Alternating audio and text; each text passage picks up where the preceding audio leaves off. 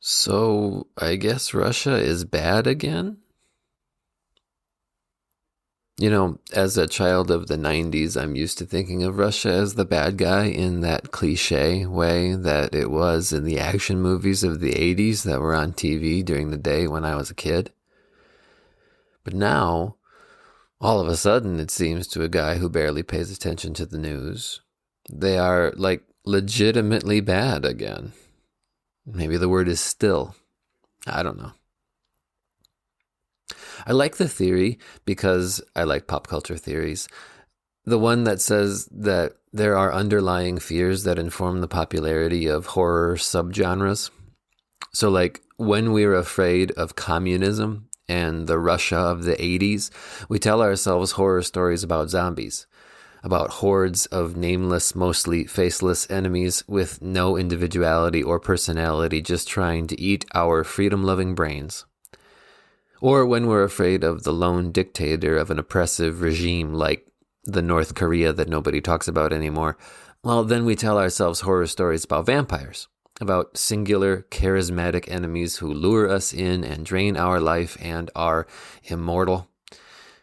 Maybe I'm butchering it, but I think you get the picture that we tell ourselves stories of heroes either overcoming or succumbing to the fictionalized version of the real threat. But the real threat is also a fiction. It's a story that we tell ourselves that is incomplete. All stories are. All stories have to leave out some of the details. The camera focuses your attention on what the storyteller wants to highlight and leaves things out. Communists are not zombies. They are real people who have all the same motivations and goals as the freedom-loving rest of us. They actually love freedom too. They just have a very specific view of it. Dictators are not immortal. They just want to appear to be for all the same reasons we want to appear to be as well. It's just a difference of scale. Russia isn't bad.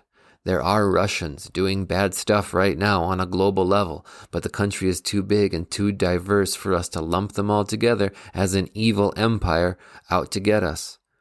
Hopefully, we've learned at least that much since I was a child of the 90s. And these fictions that we tell ourselves about the big bads out there are still ways of grappling with the real threat. Even the real threats about which we tell ourselves in the real stories of journalism and the news are our ways of grappling with the real threat. And the real threat is not immortal, but it is evil. It has a face that you can see in the mirror, but even the mirror leaves details out. The real threat is always sin. It's always ourselves. So God told his people a story, and he highlighted what he wanted them to see. There are details that are left out, but that doesn't make the story any less true. And he sometimes used a person, a character, who probably was a real person of some kind, but we'll probably never know anything about him other than a name and a place. God talks about Gog of Magog. Gog is the big bad. He's a stand-in for the real threat, the real threat, the enemy that we want to think of as outside of us, but it's not. It's in us. It's sin. And God talks about Gog of Magog, a probably real person from a probably real place that we'll probably never nail down. And God tells us about Gog of Magog always only to tell us that God wins. God beats Gog. Always. The enemy always loses. God always wins. The real threat that represents the real threat gets highlighted for us with only a few details so that we learn a single real truth.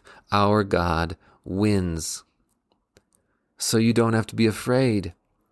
Not of Russia or China or North Korea, not of communism or democracy or tyrannical dictatorships, not of zombies, of vampires, or of Gog of Magog, or of the enemy you see in the mirror.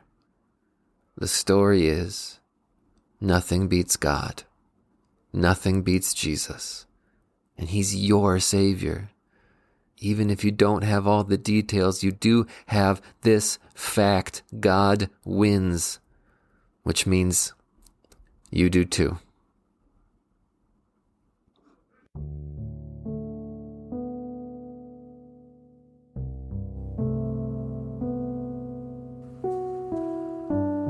You and I are dust and breath, loved by God, bought by Jesus. This podcast is written and produced by me, Ethan Cherney, a pastor at Bethel Lutheran Church in Menasha, Wisconsin, member of the Wisconsin Evangelical Lutheran Synod. Outro music arranged and performed by Mr. Peter Shawy, who is like a horse in open country. Keep in touch. Reach out to us on Twitter or Facebook at Dust and Breath Pod, or send an email to dustandbreathpod@gmail.com. Or you could write us a review, recommend a episode to somebody else. That's the only way other people find out about the show. Now go, do what God called you to do, be who God made you to be, see what God can do with dust and breath and faith in Jesus, his Son.